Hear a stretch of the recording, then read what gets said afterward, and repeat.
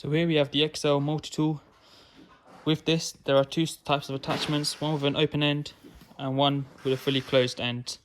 To attach these, first of all, you need to pull the lever behind the multi-tool all the way up, which pushes the pin up.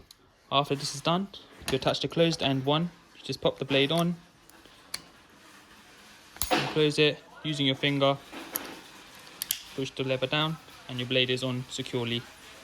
To take the blade off, do it in reverse, pull the lever back, and the blade just pops off. With the open end ones, it is important that you use the washer provided with your multi-tool to attach the blade, like so. This ensures the blade is on. Without the washer, the blade, if you try to attach it without the washer,